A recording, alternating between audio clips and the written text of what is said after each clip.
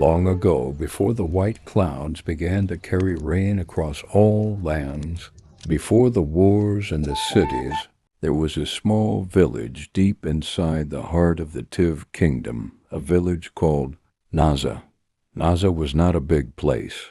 It was a land of dust and dry winds, a land where children slept hungry and mothers prayed into empty pots.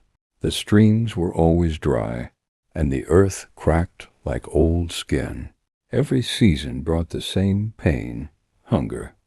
No one knew the cause, but every man and woman in Naza lived in struggle. One night, under a red moon, the village gathered in the open square. The wind was heavy that night. Even the palm trees stood still. An old priestess, Mama Guma, her hair white as cotton, her eyes clouded with mystery, raised her staff and said, "Hear me, children of Naza. From the womb of sorrow a child will be born. A child whose hands will bring life. Whatever he touches will grow, and wherever he walks, the earth shall breathe again." The people gasped, for in Naza, hope was rarer than rain. A few months later, a woman named Aondohemba gave birth to a baby boy. They named him Turkuma, meaning God still remembers. From the day he was born, strange wonders began to happen. Grass grew where his mother walked. It is the child of the prophecy, the one with blessed hands. When he walked across dry fields, the ground turned green with yam and millet. As Turkuma grew, he became a symbol of hope. When he washed his hands in the stream, water began to flow again. When he walked across dry fields, the ground turned green with yam and millet. Sick children were healed. Goats and cows began to give birth again. For the first time in many years, drums of joy echoed through Naza. The village head, Toreando, said proudly, "The gods have smiled upon us.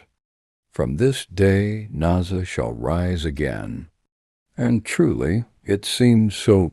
Laughter returned to the land. The people began to call Turkuma the hand of the gods.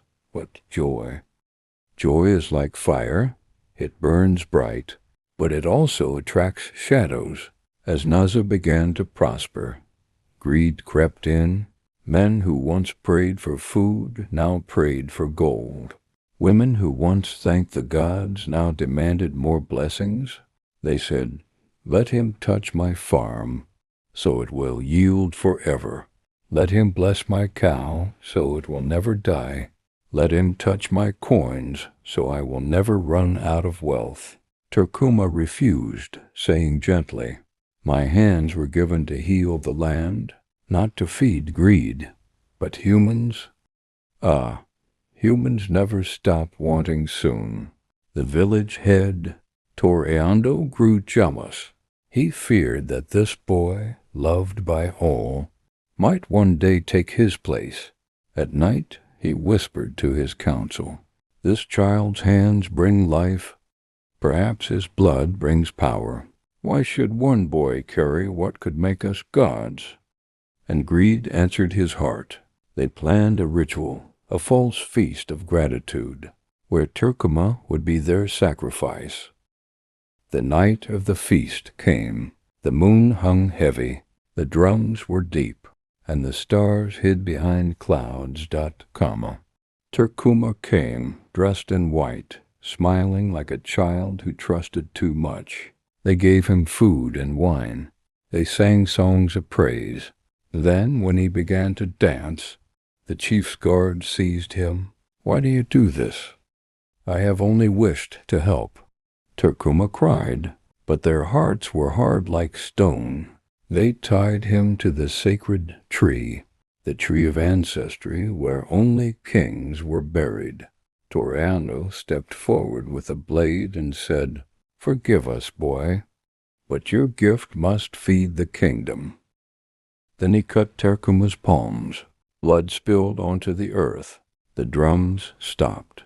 The wind went still, and with his final breath, the boy whispered, "You have killed your blessing."